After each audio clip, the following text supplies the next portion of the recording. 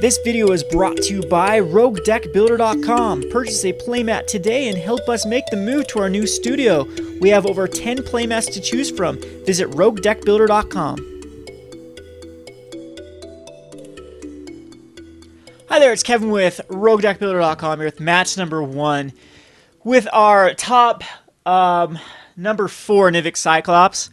Unfortunately, I had a webcam plugged in and then I unplugged it and it reset my stupid audio so that the file capture program decided not to tape any of the audio. So we lost the game, but this game was so interesting that I actually want to show it and let you see how it works. So this is going to be Nivix Cyclops match number 1. And we're going against BG Dredge, and I'll try to commentate as if I'm playing the game a little bit, but it's more of a replay. So we'll just start off here. So this is a definite keepable hand. Whoa there, Turbo. Whoa, this. Alright. There's paused. Okay, so maybe just skip turns here. I think that skips a turn, right? We'll see what this does. This goes to the end, or this fast forwards, this skips a turn. So anyway, so we kept a hand here with the Breeding Pool, a Young Pyromancer, and then Hidden Strings, Springleaf Drum. It's not the greatest, but just a Young Pyromancer Hidden Strings combo a lot of times you can just win the game by itself, so I decided to keep it. And then, so turn number 2, we draw into a Goblin Electromancer. And so let's play the Goblin Electromancer over the Young Pyromancer because I don't know exactly what he's in. And if he does go into like Abrupt Decay, it baits out the Goblin Electromancer rather than the Young Pyromancer. And then next turn we can cast them both anyway, Young Pyromancer on a Hidden Strings and throw the Hidden Strings on the Goblin Electromancer. So just a really good interaction here, but we draw just the temple and not a land to actually do that. Plus he's got the untapped Sylvan Carotid. So what we're going to do here is just chuck in the Young Pyromancer. We see a Quicken on top. I do decide to keep it, and we will throw out that Young Pyromancer. So pass the turn back to him again. I don't know what he is, but this is a pretty much tell that he's into the BG Dredge. BG Dredge uses Herald of Torment because what they do is they hook this up to a Jared or to a Night Howler or vice versa. They throw a Night Howler on the Herald. It's just a very versatile card. You throw this on a lot literal to give it flying trample that there's not much that can block it. So we draw into another Hidden Strings. Well, no, okay, so we have 3 Hidden Strings asked, so it was a draw last turn.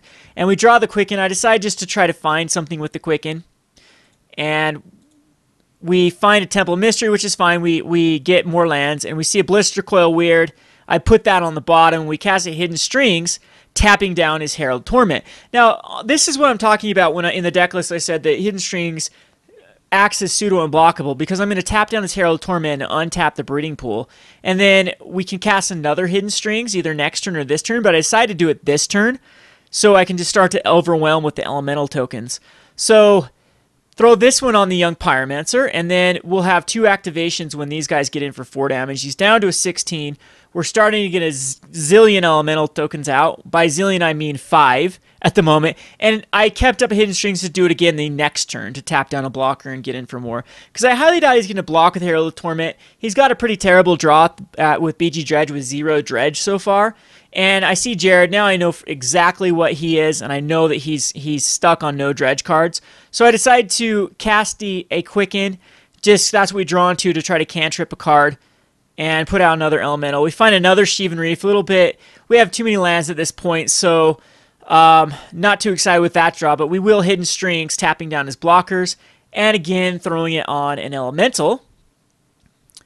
And this time we'll get 3 activations and plus get in here for all the damage, taking him down to 6. And unless he's playing main board of Golgari Charms, he is in very, very, very, very, very bad shape because he can't throw out enough stuff to stop 6 damage next turn. So Drown in Sorrow and Golgari Charm usually aren't main boarded at this point. I can justify main boarding them because of Mono Green Devotion and Rabblemaster Red, but it's just something you usually want to bring in because it's dead versus a lot of decks. So here I think he just decides to concede. Yep, so he concedes here, and we will go on to the next one. Excuse how I have to do this, but we figured out how to actually find it. So game 2 we'll bring up here. Alright, so here we have game number 2. So I'm on the draw this time, and I decide to keep a hand with Young Pyromancer, Mana Confluence, Breeding Pool, Temple of Mystery. So another heavy hand of lands, but it has all the mana source we need with 2 Scry lands. And the first turn Scry land is amazing in this deck because you can just get a land off the top, and that's what we see, a Temple of Abandon, so we don't have to draw into that. And he starts off really, really quick with BG Dredge with a second turn Satyr Wayfinder and a land that he finds off the Satyr Wayfinder. But I decided just to throw out the Young Pyromancer. So Young Pyromancer and Quicken is at least going to give us either blockers for a lot of the bigger guys that come out like Nemesis of Mortals. It also can provide a little bit of aggression. We know we have the Teleportal in our hand, which means that if we can get up to 5 mana as soon as possible, we can actually make all of our tokens unblockable and +1/+0, which again, with the power of Young Pyromancer hooked up to like hidden strings or multiple Quickens, can be a win condition, because now all we have to have is 9 tokens, and the Young Pyromancer and the 9 tokens will actually kill. And at this point, we just have to have 8, and we're fine. Almost 7. So he goes Commune, and he finds, I believe, he puts a Satyr Wayfinder in his hand that he found there. And then he chucks out the other Satyr Wayfinder, which he does find another forest in hand.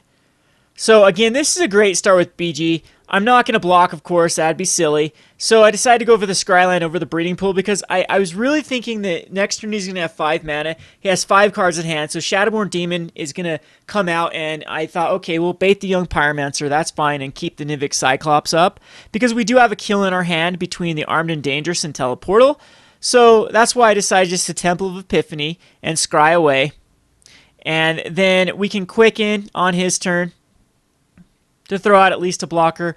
But it's just a double Nemesis of Mortal, which are very, very bad versus us unless you can hook them up to a Herald of Torment, because I can just chump block them all day long.